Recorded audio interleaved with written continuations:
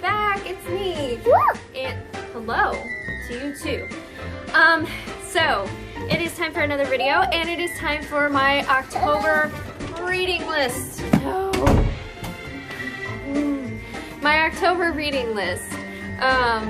I think I had mentioned on another video that I was going to talk about books I'm reading or books that I'm going to be reading or things like that. So here it is, my October reading list, as well as I wanted to show off something that I really love.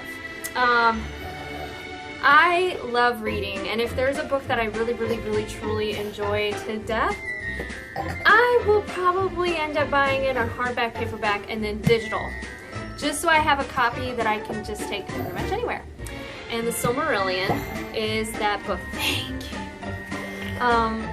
One of my family members was so kind to give me an old copy of The Silmarillion. This book was originally published, this particular copy, I'm looking for the copyright date. This one was from 1977. This book right here, this particular copy, was published in 1977. It still has the dust jacket. Oh, and are you ready for this? Look what it has here. It still has the map attached. Now, I'm going to be very careful because my 3-year-old is running around, but it still has the original map. I don't know if you know how cool this is to a dork like me. It is really, away! But this is the map. It's old, so I'm just trying so hard not to. But there it is. There's the map. It is still attached to the book. Like, it still has the original attachment glue. It hasn't been removed. But yeah, this is like one of the books that I covet most in my collection. I have a lot of books, a lot of hardback books, but this particular... My son is playing really hard in here. I'm still in my bedroom. My office is still a mess. I'm not even gonna do any YouTube videos in there until I can get in there and paint the walls and stuff like that. But anyway, this book here means a lot to me. I love The Silmarillion. It is a really good story, and the reason I'm talking about that today is, I don't know if you've heard or not, but Christopher Tolkien is going to have the Luthien and Beren story released. But please put Skyrim back. Can you bring that to me? Can you bring Skyrim to mommy? We're in my room, and we have an Xbox in the living room and in the bedroom. So that way I can play video games when hubby's playing video games. You can't put both in there. Oh gosh, oh crap.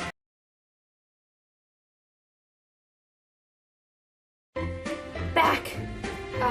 My son just stuck Skyrim on top of Viva Pinata in the Xbox, and I had to rescue the Xbox.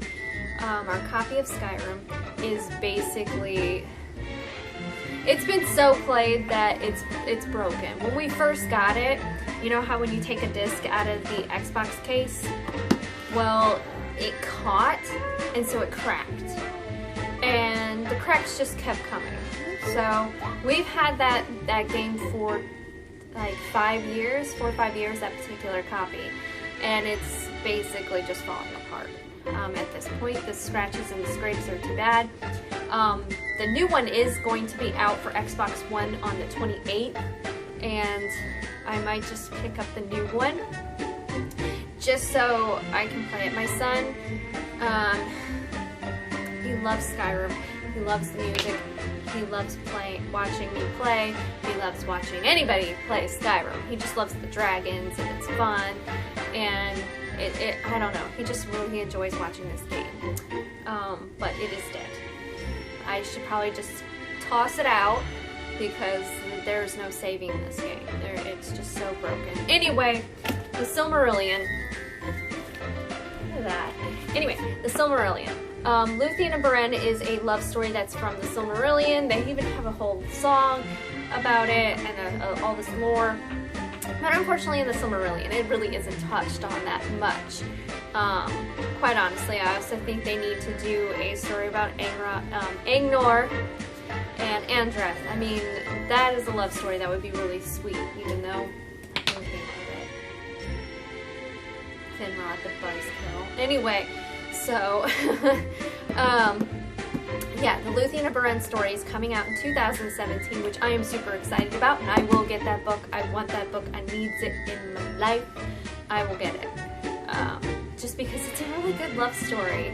And it's just good. It's just good. It's good. It's good. I'm excited, and hopefully it's not like... What's the word I'm looking for? Let's hope that it just isn't all hype and not as good.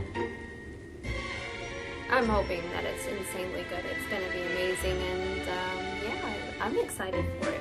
And then, of course, in 2017, the final book of this series is coming out, the third book. And if you haven't, this is actually on my October reading list on my blog, gofashiondeals.com. This is one of the series that is on my October reading list. It is amazing. It is such a good series. And I own digitals of these too. Anyway, this is a really good series. It's kind of like Beauty and the Beast, only better. There's fairies, there's all this kinds of stuff.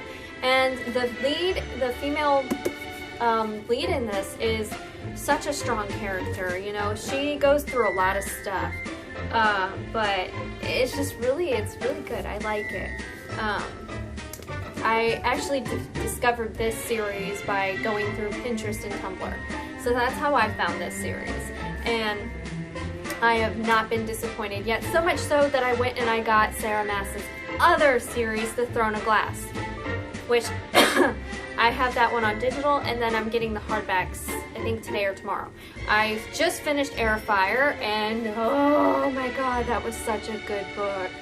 Really, really good. Couldn't put it down. I read the entire book in like 3 days, which may not seem like a lot of time, but it probably would have been 1 day. But when you have a toddler, it takes a little bit longer to read. Basically, after he went to bed, I read, which I should have been working on my blog, but instead I read my book. But anyway, I got the last 2 of that series, and in hardback, and I'm really excited because I cannot wait to start reading those. Just because I really love this series, and Rowan really grows on you, just like Rhysand grows on you a little bit in the second book. You'll see why. Read this series. It is really good. Just trust me. It is really good. The other book is a oldie but a goodie. Just like the Silmarillion, it's an oldie but a goodie, and people are like, but it's a hard book to read. It's kind of more like a history text than it is an actual story. It's like a collection of stories, but they're still good. Like, Luthien and Beren's a good story to read. The part where Feanor loses his shit over his Silmarils is actually kind of good, because you know, oh man, I would, if I was Fingolfin, I just wouldn't just stand on the other side of on the lonely shores, just like looming. I would probably be swearing him out, cussing him out from across the sea. Not that he would hear, but it's Feanor, he probably heard. Anyway, it's good, it's good. A lot of good stuff. Basically, that book, All My Friends Are Dead, that's the Silmarillion. Elves behaving badly, and this is why we can't have nice things. Okay, so anyway, Anne Rice. Yes, I'm holding a paperback. I have yet to get this in a hardback. I've had this book forever. This is one of my favorite vampire series, hands down. One of my favorites. I always go back to it, and I love reading this series around Halloween time just because vampires. Her vampires are really like just gorgeous vampire-y goodness, and thanks to the movie, you will never think of them as not being Tom Cruise or Brad Pitt. You just won't. It's just really well written. you fall in love with these characters. Just like with a lot of books, you just end up like just attaching yourself to a character in a book, only for some of them to die, and then some of them, they just live on and on and on and on. But anyway, this is a really good series, and she's got a lot more out of this, which I didn't even know. Shows how much under a rock I've been living. But anyway, I am going to definitely get back into this series and start reading from where I left off. Because there's like Lestat the Prince now. What?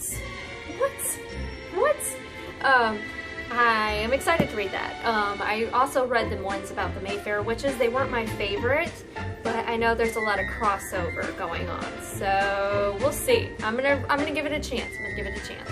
The other books that I love reading are by Laurell K. Hamilton. She is my other favorite vampire novel writer.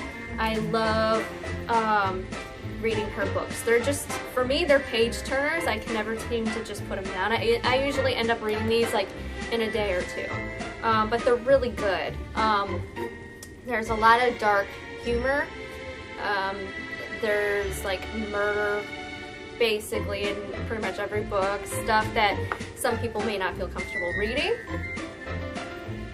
And then there's a lot of vampires, werewolves, were-leopards, as well as some other stuff. There's even fairies. She even has a fairy series herself. So if you like vampires, fairies, and all that stuff, this is a good book. Vampires are legal citizens in this book. They can vote and stuff. Pretty cool. They don't have to hide being vampires in this series. So yeah, they have their own businesses and stuff like that. It's pretty cool to have that. Not only that, but her stories are based out of St. Louis. Pretty cool. Anne Rice, most of them are out of New Orleans. I think that's neat. Because it's like, you're like, oh, well that's in the States. Pretty cool. Anyway, these are just some of the things that I've been reading or am going to read. And again, I'm excited for 2017 because the final book of The Court of Thorns and Roses comes out. The Luthien and Beren story comes out. I am just thrilled. So it is going to be a lot of reading in 2017, and most of the books come out like right before. So maybe an early birthday present to me getting them, but I think one of them comes out in March. I want to say maybe Luthien and Beren comes out in March. The other one comes out in May.